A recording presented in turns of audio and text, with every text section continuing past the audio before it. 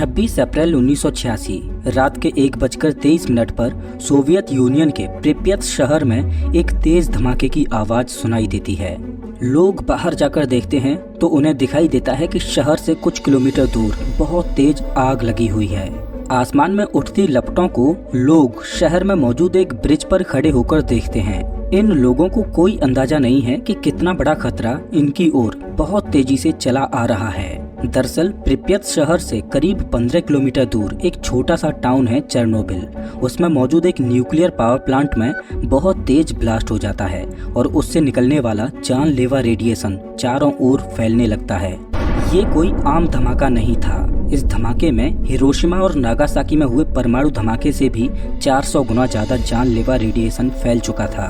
कुछ ही समय बाद आग पर काबू पाने के लिए फायर फाइटर्स वहां पहुंचते हैं। उन्हें क्या पता कि जिस आग को अभी वो बुझाने में लगे हुए हैं वो कोई आम आग नहीं है। यहाँ पर गुजारा गया हर एक सेकेंड उन्हें उनकी मौत की ओर धकेल रहा है। कुछ ही मिनटों में इन फायर फाइटर्स की हालत खराब होने लगती है। रेडिएशन इन्हें अपनी चपेट में ले लेता है। इनके शरीर से खून बहने लगता है और उन्हें जल्द ही हॉस्पिटल में एडमिट किया जाता है। हवा के साथ रेडिएशन चारों ओर फैलने लगता है और प्रिप्यत शहर के लोग जो ब्रिज पर खड़े होकर इस मंजर को देख रहे थे, अचानक उन्हें सिर दर्द होने लगता है, उल्टी आने लगती हैं और उनका दम घुटने लगता है। और देखते ही देखते शहर में जितने भी हॉस्पिटल थे वो सभी पूरी तरह से भर जाते हैं। जो फायर फाइटर्स डायरेक्ट रेडिएशन की चपेट में आए थे उनकी हालत इतनी खराब हो चुकी थी कि उनके शरीर से चमड़ी तक निकल चुकी थी। जो भी लोग उनके शरीर को छू रहे थे उनके हाथ जल जा रहे थे। धमाके के कुछ ही घंटों के बाद आसमान में उड़ रहे पक्षी अपना दम तोड़ने लगते हैं और जमीन पर गिरने लगते हैं। आसपास मौजूद हरे भरे जंगलों को रेडिएशन ने लाल कर दिया और उनमें मौजूद जानवर भी अपना दम तोड़ने लगे। रेडिएशन के कण बंदूक से निकली गोली की तरह चारों ओर फैलते जा रहे थे और अपने रास्ते में आने वाली हर एक चीज को खत्म करते जा रहे थे। प्रिप्यत शहर के पास एक नदी थी जो करीब 24 लाख लोगों की प्यास बुझाती थी। उसमें भी रेडिएशन घुल मिल जाता है। ये तो अभी कयामत की शुरुआत थी। असली विनाश की लीला होना तो अभी बाकी था। चेरनोबिल की ये दिल दहला देने वाली घटना आपकी रूह कपा देगी। 1980 के दौर में सोवियत यूनियन का सबसे बड़ा राइवल यूएसए बहुत तेजी से ग्रो कर रहा था। अमेरिका की इकोनॉमी बहुत मजबूत होती जा रही थी। सोवियत यूनियन और अमेरिका के बीच कोल्ड वॉर जारी था, तो सोवियत यूनियन ने अमेरिका का पीछा करने के लिए और अपनी इकोनॉमी को आगे बढ़ाने के लिए कुछ योजनाएं बनाई। और उस समय सोवियत यूनियन के पॉलिसी मेकर्स ने एक योजना बनाई कि वो एक हाईटेक और आलीशान शहर बनाएंगे जिसमें हर प्रकार की सुविधा मौजूद होगी। उस शहर में लोग आकर बसेंगे जिससे देश की इकोनॉमी ग्रो करेगी और उस नए शहर का नाम प्रिप्यत रखा गया। प्रिप्यत शहर आज के समय में यूक्रेन का हिस्सा है। प्रिप्यत एक बहुत बड़ा और मॉडर्न शहर बनने वाला था, तो इतने बड़े शहर को बहुत ज्यादा मात्रा में इलेक्ट्रिसिटी की जरूरत पड़ती। तो प्रिप्यत शहर को इलेक्ट्रिसिटी की सप्लाई देने के लिए प्रिप्यत शहर से करीब 15 किलोमीटर दूर एक छोटे से टाउन चेरनोबिल में एक न्यूक्लियर पावर प्लांट लगाया जाता है। इस शहर का निर्माण जोरों शोरों से चल रहा था और लोग आकर इस शहर में बसने भी लगे थे। सोवियत यूनियन की इकोनॉमी को बूस्ट देने के लिए ये उनका एक ड्रीम प्रोजेक्ट था।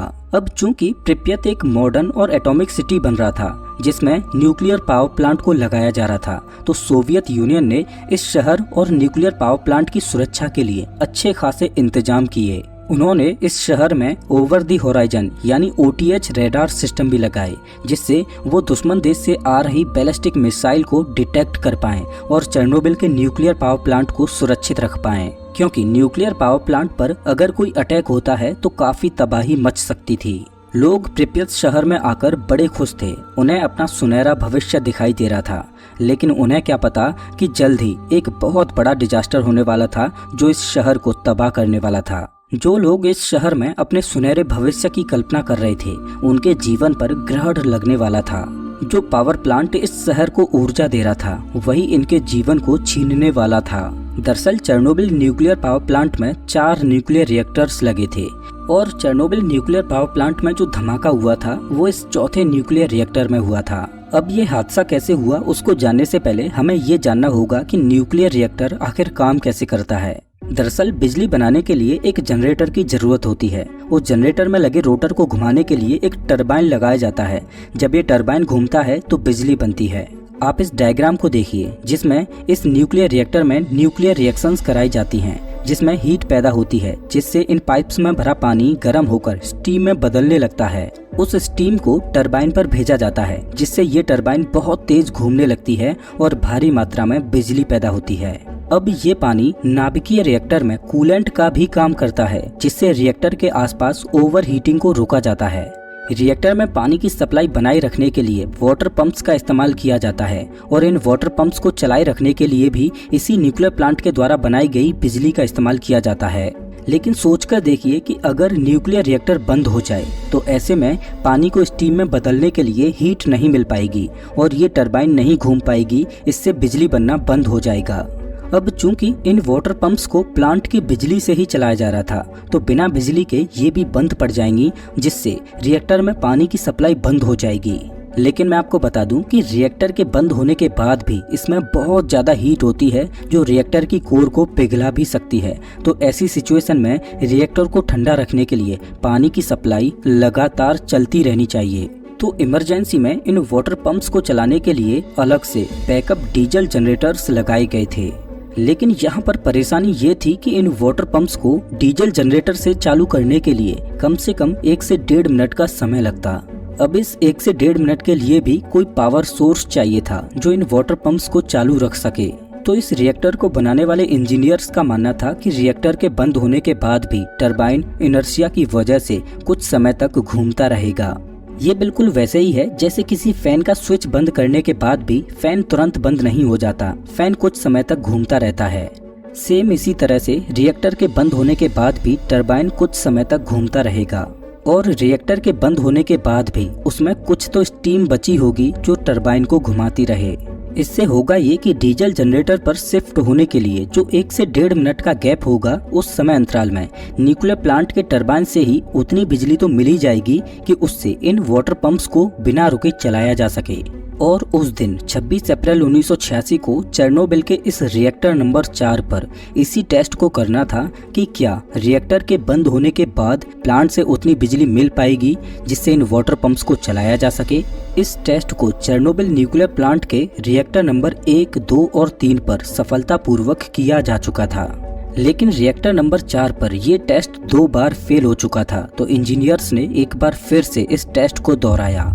मैं आपको बता दूं कि इस टेस्ट को करना इतना आसान नहीं था, क्योंकि न्यूक्लियर रिएक्टर में जो फ्यूल यूज किया जाता है वो एक चेन रिएक्शन की तरह चलता है और उस न्यूक्लियर चेन रिएक्शन को कंट्रोल ना किया जाए तो रिएक्टर एक एटम बॉम्ब की तरह खतरनाक हो जाता है।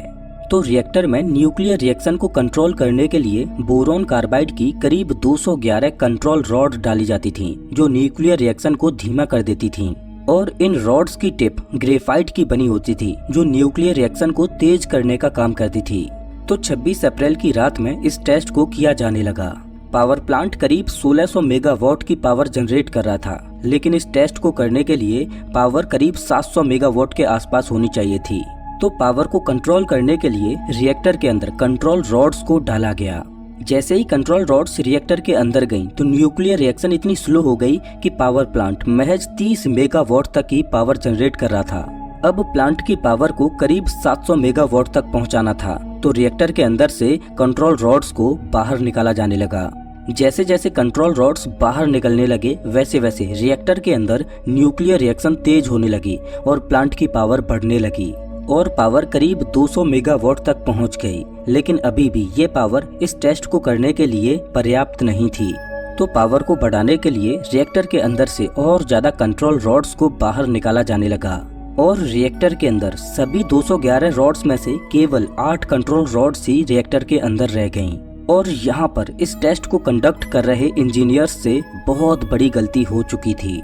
सेफ्टी को ध्यान में रखते हुए रूल बुक के अनुसार रिएक्टर के अंदर 15 से कम कंट्रोल रॉड्स नहीं होने चाहिए। तो अचानक से रिएक्टर के अंदर न्यूक्लियर रिएक्शन बहुत तेज हो गई, जिससे प्लांट बहुत ज्यादा पावर जनरेट करने लगा। रिएक्टर के ऊपर लगी लिड भी हिलने लगी। रिएक्टर बहुत तेज वाइब्रेट करने लगा इंजीनियर्स को समझ आ चुका था कि अब रिएक्टर आउट ऑफ कंट्रोल हो रहा है। इस वजह से उन्होंने रिएक्टर को बंद करने का फैसला किया। इंजीनियर्स ने इमरजेंसी शटडाउन का बटन दबाया। इस बटन को दबाने का मतलब ये था कि इस बटन के दबाते ही सभी कंट्रोल रॉड्स रिएक्टर के अंदर चले जाएंगे और न्यूक्लियर रिएक्शन को बंद कर देंगे। लेकिन ऐसा करना भी इंजीनियर्स के द्वारा एक बहुत बड़ी गलती साबित हुई, क्योंकि पहले से ही रिएक्टर के अंदर न्यूक्लियर रिएक्शन बहुत तेज थी और जैसे ही इन रॉड्स को रिएक्टर के अंदर डाला जाने लगा, वैसे ही इन सभी कंट्रोल रॉड्स के टिप पर लगे ग्रेफाइट ने रिएक्टर के अंदर न्यूक्लियर रिएक्शन को और तेज कर दिया। अचानक से रिएक्टर की पावर 33,000 मेगावाट को भी पार कर गई और एक तेज धमाके के साथ रिएक्टर ब्लास्ट कर गया। न्यूक्लियर रिएक्टर का सबसे खतरनाक हिस्सा यानी रिएक्टर की कोर अब खुल चुकी थी, जो कि एटमॉस्फेयर में बेहिसाब रेडिएशन को छोड़ रही थी। रेडिएशन का लेवल इतना ज्यादा था कि अगर कोई इंसान पावर प्लांट के पास महज 30 सेकंड ही खड़ा हो जाए तो उसकी मौत तय थी। दोस्तों, रेडिएशन विज्ञान जगत की वो काली और अदृश्य शक्ति है जो इंसानी शरीर की कोशिकाओं को छलनी कर देती है, डीएनए को तोड़ देती है और शरीर में कैंसर को पैदा करती है। चेरनोबिल के पास मौजूद प्रिपेत शहर के लोग भारी मात्रा में इस रेडिएशन का शिकार होते हैं। हर मिनट रेडिएशन वायुमंडल में फैलता जा रहा था।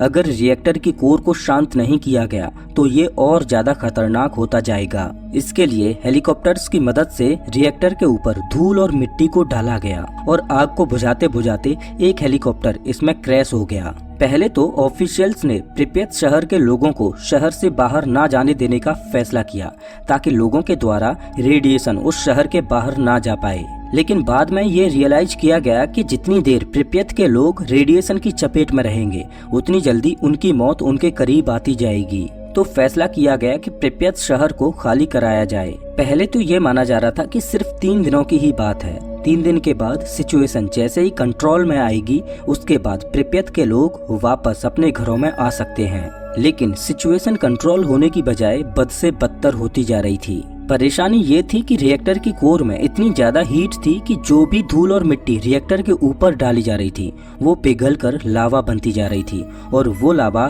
धीरे धीरे नीचे की ओर धंसता जा रहा था, जो कि एक नए खतरे की ओर बढ़ रहा था। दरअसल रिएक्टर के नीचे पानी का एक बहुत बड़ा टैंक था और वो लावा उसी टैंक की ओर बढ़ रहा था। वैज्ञानिक इस बात से चिंतित थे कि अगर ये लावा उस टैंक में चला गया तो टैंक में मौजूद पानी तुरंत भाप में बदल जाएगा, जिससे टैंक के अंदर बहुत ज्यादा प्रेशर बन जाएगा और टैंक ब्लास्ट हो जाएगा।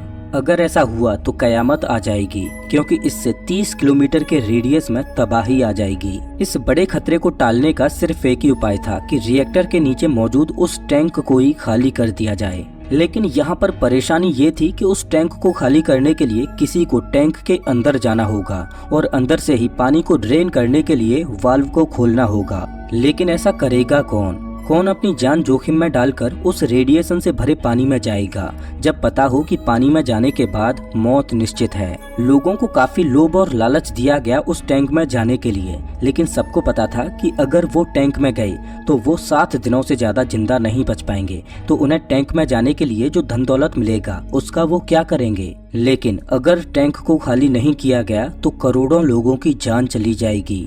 तो आने वाले खतरे को भांपते हुए 3 लोगों ने उस रेडियो एक्टिव पानी में उतरने का फैसला किया। उन्होंने स्पेशल सूट पहना जो रेडिएशन को उनके शरीर में प्रवेश करने से रोक पाए और एक टॉर्च की मदद से उन्होंने उस टैंक के वाल्व को खोला और टैंक को खाली किया। आने वाला बड़ा खतरा तो टल चुका था, लेकिन रिएक्टर नंबर 4 की आग शांत होने का नाम ही नहीं ले रही थी। करीब 10 दिनों का समय लगा इस रिएक्टर की आग को कंट्रोल करने में। आग तो कंट्रोल हो चुकी थी, लेकिन रिएक्टर की कोर खुल जाने की वजह से रेडिएशन अभी भी फैल रहा था। रिएक्टर के चारों ओर रेडियो एक्टिव मटेरियल बहुत ज्यादा मात्रा में फैल चुका था, तो उसको साफ करने के लिए पहले तो रिमोट कंट्रोल्ड रोबोट्स को वेस्ट को साफ करने के लिए लगाया गया।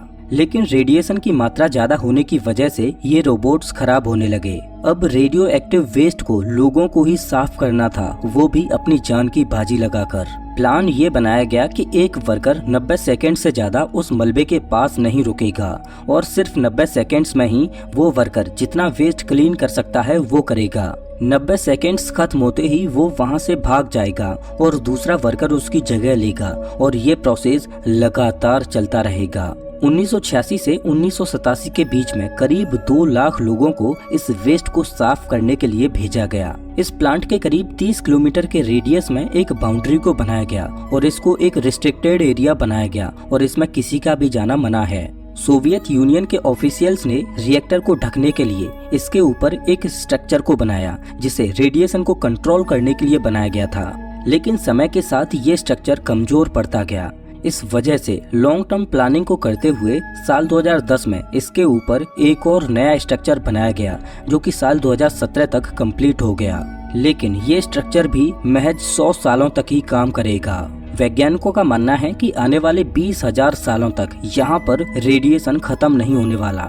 भले ही रिएक्टर को कवर कर दिया गया हो, लेकिन अभी भी ये भारी मात्रा में रेडिएशन को छोड़ रहा है। चेरनोबिल के इस डिजास्टर में लाखों लोगों की जिंदगियां तबाह हो गईं। चेरनोबिल की ये घटना हिरोशिमा और नागासाकी पर गिराए गए परमाणु बम से भी ज्यादा खतरनाक साबित हुई, क्योंकि हिरोशिमा और नागासाकी में आज भी लोग रह रहे हैं, लेकिन चेरनोबिल के 30 किलोमीटर के रेडियस में किसी का भी जाना मना है। एक छोटी सी गलती की वजह से चेरनोबिल की इस घटना ने धरती के सीने पर एक ऐसा घाव दिया है जिसकी सजा आने वाली पीढ़ियों को 20,000 सालों तक भुगतनी होगी। विज्ञान को एक कंट्रोल वे में इस्तेमाल किया जाए तो ये एक वरदान है। अगर थोड़ी सी भी चूक हुई तो विज्ञान अभिशाप भी बन जाती है और कई जिंदगियों को उजाड़ देती है। और 12 नवंबर 1996 को विज्ञान का ऐसा ही अभिशाप दिल्ली के आसमान में लगा, जब एक छोटी सी गलती की वजह से 2 जहाज आसमान में आमने सामने से जा टकराए और चकनाचूर हो गए और पल भर में उनमें बैठे सैकड़ों लोगों की जिंदगियां उजड़ गईं। दिल्ली की इस दिल दहला देने वाली घटना को आप स्क्रीन पर दिख रही इस वीडियो में देख सकते हो। मैं आपको वहीं मिलता हूँ।